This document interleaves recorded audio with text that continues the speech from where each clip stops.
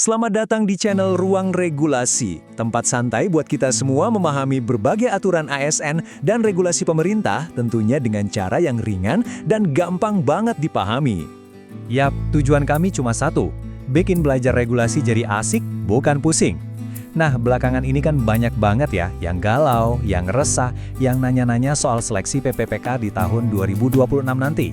Di pembahasan kali ini kita bakal bedah tuntas arah kebijakannya biar kakak semua jadi paham aturan main yang baru. Pertanyaannya simple aja, tapi ngena banget. Dengan seleksi yang katanya bakal makin ketat, kakak semua udah siap belum? Rasa khawatir itu wajar banget loh. Dan justru karena itulah kita perlu banget bahas ini dari sekarang. Oke, yuk langsung kita selamin lebih dalam. Jadi gini, walaupun jadwal resminya itu belum keluar, tapi sinyal dari pemerintah tuh udah jelas banget. Arah kebijakan rekrutmen ASN ke depan, termasuk buat PPPK 2026, itu bakal jauh lebih selektif.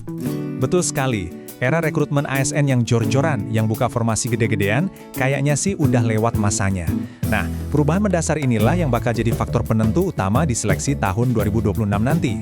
Sekarang, ayo kita bongkar nih biang kerok dari semua kegalauan ini. Ya, kebijakan kunci yang disebut zero growth atau pertumbuhan nol. Sebenarnya apa sih ini maksudnya? Prinsipnya itu sebetulnya simple banget kakak. Zero growth itu artinya jumlah pegawai baru yang direkrut itu cuma buat ngisi kebutuhan yang benar-benar nyata aja. Contoh paling gampangnya, ya cuma buat gantiin pegawai yang pensiun. Nah, biar lebih kebayang, coba lihat deh visual ini. Ini cara paling gampang buat paham. Kalau di satu kantor ada 10 pegawai yang pensiun atau keluar, maka formasi baru yang dibuka ya cuma buat 10 orang aja yang masuk. Nggak boleh lebih, satu pun.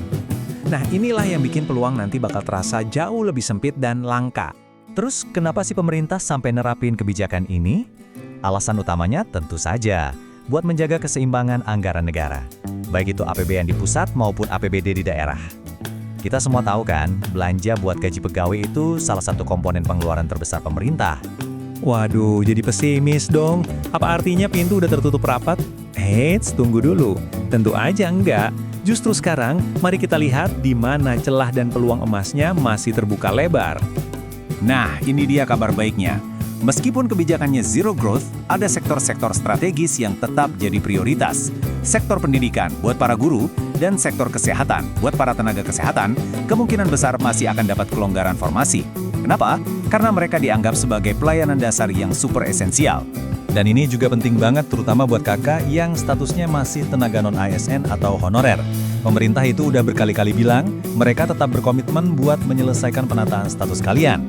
Jadi, jalur PPPK tetap jadi jalan utama untuk penyelesaian ini. Oke, kita udah tahu nih gambaran medannya kayak gimana. Pertanyaan berikutnya, terus gimana strateginya biar bisa lolos? Yuk kita bahas strategi jitunya sekarang. Jadi, inti dari semuanya itu ada di kalimat ini nih. Peluang masih ada, tetapi tidak lagi longgar. Ini penting banget buat kita pegang biar ekspektasi kita realistis. Kesempatan itu ada, pasti ada. Tapi pintunya udah nggak selebar tahun-tahun sebelumnya. Ini nyambung banget sama pembahasan kita soal manajemen talenta kemarin. Karena formasinya makin sedikit, logikanya pemerintah bakal nyari talenta dengan kualitas paling top. Ya mereka yang punya skill dewa, yang kompetensinya tuh bener-bener pas dan sesuai sama kebutuhan jabatan. Nah, sekarang saya mau kasih tantangan kecil buat kakak semua. Coba deh iseng-iseng cari tahu. Kakak tahu nggak, di unit kerja kakak, tahun depan kira-kira ada berapa orang yang bakal pensiun? Coba deh ke poin dari sekarang. Kenapa? Karena jumlah pegawai yang pensiun itu bisa jadi prediksi paling akurat tentang berapa banyak kursi kosong yang bakal tersedia buat kakak-kakak di tahun 2026. Nah, kalau kakak udah dapat infonya, coba deh tulis di kolom komentar ya. Penasaran nih? Oke deh, terima kasih banyak ya sudah nyimak pembahasan kita kali ini. Semoga jadi lebih tercerahkan dan gak galau lagi. Jangan lupa subscribe channel Ruang Regulasi biar gak ketinggalan info-info penting lainnya yang kita sajikan dengan cara yang asik dan gampang dipahami. Sampai jumpa di lain waktu.